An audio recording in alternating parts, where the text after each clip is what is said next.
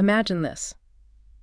The actual key to your biggest breakthroughs, your deepest satisfaction, your real transformation, it isn't found in comfort, not in ease. It's actually in the very thing you probably try to avoid. It sounds wrong, doesn't it? Totally. We're constantly told, get the good job, build the perfect life, cushion everything, and then you'll be happy. But what if that's debt? Well, what if it's a trap? What if chasing comfort, especially now with everything being so convenient, has actually robbed us of the friction we need to grow to find out who we really are? It's a really powerful idea. Yeah. Almost unsettling. Because we live in a world where convenience is just normal. It's the baseline. Right. We've worked so hard to smooth everything out, avoid any hardship. But the research is starting to show that this relentless pursuit of ease, well, it might be the biggest thing holding us back from real growth. It's this comfort paradox. You've nailed the dilemma right there. And that's exactly why we're doing this deep dive today. We need to unpack how embracing discomfort, physical, mental, emotional, whatever, isn't just about being brave. No, it's more than that. Yeah, it's actually backed by science. It's a pathway to real personal development. We're going to look at psychology, brain science, some amazing real-life stories. It might just challenge everything you thought you knew about reaching your potential. Let's get into it. Okay. What's fascinating is just how deep this drive for comfort goes. I mean, historically, it makes sense, right? Maximize comfort, minimize hardship. That equals survival. It's primal. Sure, caveman brain stuff. Exactly. But now that we've kind of achieved it on a massive scale, we've accidentally created this. Well, Michael Easter calls it the comfort crisis. This absence of discomfort can actually make us less resilient, less self-aware, and weirdly, less satisfied. It's like our safety nets, which are obviously good in many ways, have maybe made us a bit soft, complacent. We keep chasing more comfort, more stuff, thinking that's the happiness equation. But Easter argues it often disconnects us from what really fulfills us. So if it's not perpetual ease, where does real happiness come from? That's the million-dollar question, isn't it? And psychologists like Mihaly Csikszentmihalyi, the flow state guy. Oh, yeah, I know his work. He found that people report being most satisfied, most fulfilled when they're deep in tasks that really push their skills, challenging tasks. Right, like being in the zone. Exactly. The deep satisfaction comes from the engagement, the struggle, not necessarily from just chilling out. So it's the struggle itself, not just the win at the end? That feels, counter to how a lot of us operate day to day. It does. And it's not just about our own individual happiness either. Think about Brené Brown's research. There's vulnerability. Yes. She shows how embracing vulnerability, stepping into that uncomfortable space, is absolutely vital for real connection with others and even with yourself. You can't connect deeply if you're always armored up, playing it safe. Makes sense. It's hard to be authentic when you're terrified of looking bad or feeling awkward. Precisely. And then there's this other thing, hedonic adaptation. Ever heard of that? Vaguely. Remind me. Basically, your brain gets used to new levels of comfort really quickly. So that nice new thing, that easier way of doing something, the initial buzz wears off fast. Ah, okay. So you need more and more just to feel the same level of okayness. You got it. It becomes this treadmill, always seeking the next comfort hit, and you start appreciating the simple stuff less and less. Wow. Okay, so ease really can be the enemy, which leads us to the big twist. The twist is, if comfort is the problem, then discomfort, counterintuitively, becomes the solution, our greatest ally. Right. Thinking about how pushing against resistance, against what feels easy, actually builds something inside us, like character is forged in challenge, that kind of thing. Exactly. It's not just about surviving stress. It's about getting stronger from it. Nassim Taleb calls it anti-fragility. Anti-fragile, meaning it doesn't just resist shocks, it actually improves with them. You got it. Like muscles getting stronger after being stressed. And this leads straight to the idea of voluntary discomfort. Okay, what's that? It means intentionally seeking out challenges, but in a controlled, purposeful way. It's not about being reckless. Right, not jumping off cliffs for no reason. No. It's about consciously deciding to build your resilience, your adaptability, your mental toughness. You learn to navigate fear. You expand your limits. The Stoics knew this centuries ago. They deliberately practiced hardship. Like sleeping on the floor or eating plain food? Things like that, to widen their comfort zone and to really appreciate the good times when they had them. So you're building capacity, not just gritting your teeth and enduring. And the science behind this is pretty wild, especially neuroplasticity. Oh, absolutely. Neuroplasticity is incredible. The idea that our brains aren't fixed, they're constantly changing, rewiring themselves based on our experiences. Even as adults, that used to be controversial, right? It did. But now we know the brain is remarkably adaptable throughout life, and unfamiliar or difficult situations are powerful triggers for this. They force the brain to create new connections, new pathways. Like that famous London taxi driver study. That's a classic example. They have to memorize the knowledge. That incredibly complex map of London streets. Yeah, thousands of streets. And studies showed they actually develop a measurably larger hippocampus, the part of the brain involved in memory and spatial navigation.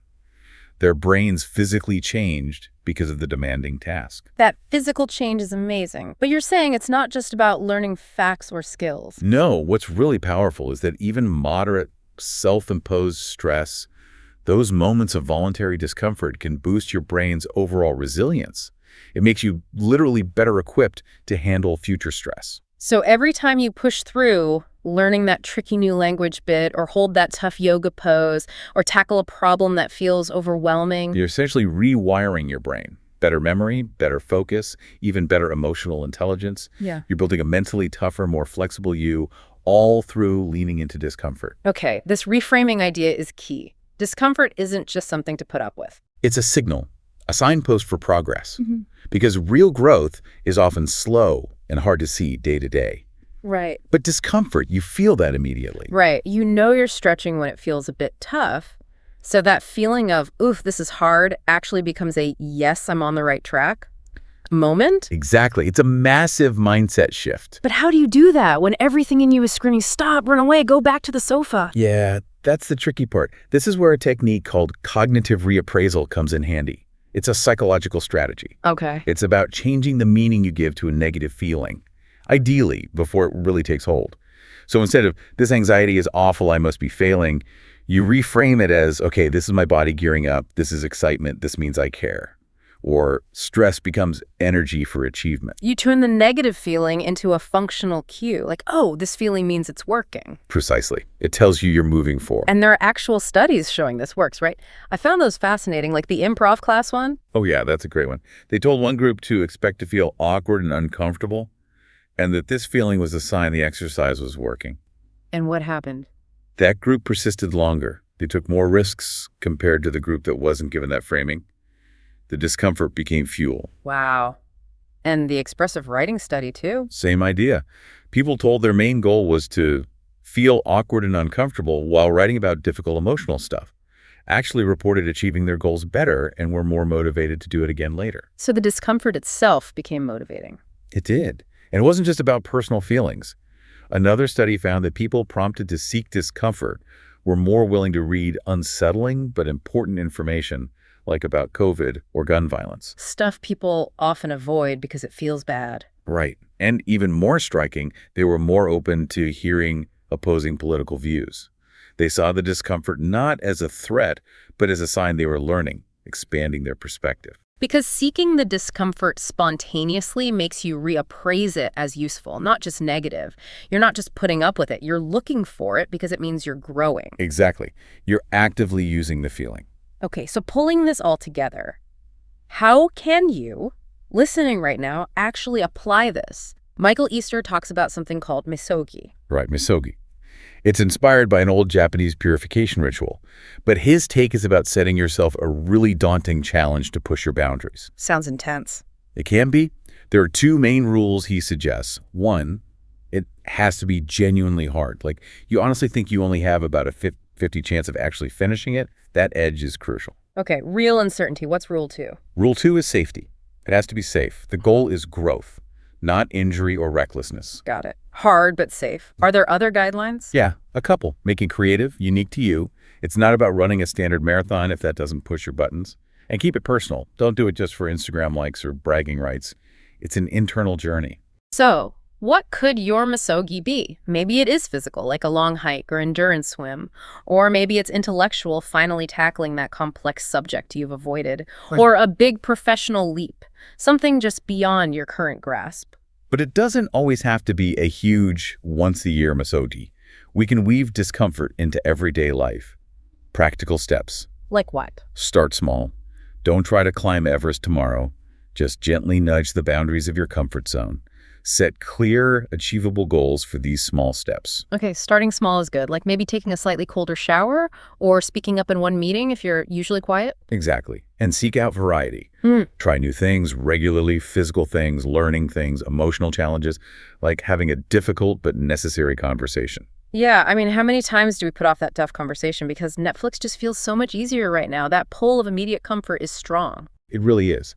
But those small pushes, maybe it is ending your shower with 15 seconds of cold, or trying a type of exercise that forces stillness if you're always rushing, like yin yoga, where you hold poses for ages. It trains you to sit with the urge to fidget or escape. And reflecting afterwards, right? Thinking about what you learned. Yes, mindful reflection is key. And crucially, embrace failure. See it as data, like you said earlier. Not a reason to quit, but information for the next try. Build resilience through the setbacks. Exactly. And this is important, balance the discomfort with rest and self-care. Yeah. You need recovery. It's not about burning yourself out. Push, then recover, then push again. This really comes alive with personal stories. You mentioned Scott Amix. His journey sounds like a powerful example of all this. It really is. His life started with intense involuntary discomfort. Growing up in deep poverty in Korea, no father figure, his mother barely had any education, just daily survival was a struggle. That's a tough start. Incredibly tough. Then they immigrated to the U.S. His mother had a mental breakdown, and he ended up in foster care at 13. Bounced around, no family support. By his own admission, statistically, he should have ended up as a nobody. Wow. But he didn't. No. But then as an adult, he hit new internal struggles, severe panic attacks, depression. He chose to go into counseling for 3 years. He calls that his first major disruption, a deliberate, uncomfortable choice to face his demons and heal. That takes courage. Many people avoid that kind of internal work. Absolutely. But what's really striking is what he did next, around age 40. He's achieved a lot professionally, but he realized he was still holding back. Scared of public speaking, scared of the spotlight, scared of sharing his personal story. So even with success, he felt limited by his comfort zone. Exactly. So he decided to disrupt himself again. This time, not out of crisis, but out of a conscious desire for more growth. And he took specific actions. It wasn't just a vague idea. No, very specific, uncomfortable actions. He hired physical therapists to work on his articulation, his posture for speaking. He joined Toastmasters to practice. He actively, aggressively sought out speaking gigs, putting himself right into the situations that terrified him. Facing the fear head on. Totally. And the results were transformative. He now works with global organizations, even nations. But then, even after reaching that level, he chose another harder path. What was that? Instead of just, coasting or taking an easier route, he founded a venture capital firm specifically focused on transforming nations, tackling massive, complex, deeply uncomfortable issues of sustainable economic development on a huge scale. Whoa, that's aiming high. It is. He talks about South Korea's own transformation from post-war poverty to a global economic leader as an example of a whole nation choosing uncomfortable, difficult steps towards innovation and growth rather than staying stuck. His story really highlights that mindset shift about risk and failure. In Silicon Valley, they almost glorify failure as a learning step. Right, fail fast. But for so many people, and in many cultures, the fear of failure is paralyzing. It keeps people stuck. Scott's journey and those national transformations, they require incredible resolve. Oh. Getting knocked down and getting back up again and again, even when you doubt yourself. It's about accepting that discomfort isn't a stop sign. It's part of the process. It means you're moving. Okay, so bringing this all home, this whole deep dive really shows that discomfort isn't the enemy. It's actually a vital sign. A signal for growth. A necessary ingredient for expanding what you're capable of. Leaning into it builds resilience, self-awareness, better brain function, and ultimately a deeper sense of fulfillment. You become your own ally, right? Building that inner strength, that self-reliance, so you can face life's curveballs with more confidence, turning obstacles into opportunities. Beautifully put. So the challenge for you listening is this. What's one small, uncomfortable step you can take this week? Doesn't have to be a full-blown misogi yet. Maybe it's just making that phone call you've been dreading. Or trying that new fitness class that looks intimidating. Or maybe just intentionally reading an article from a perspective that challenges your own, just to understand it better. Just one small thing. Imagine who you could become, the life you could lead, the impact you could have.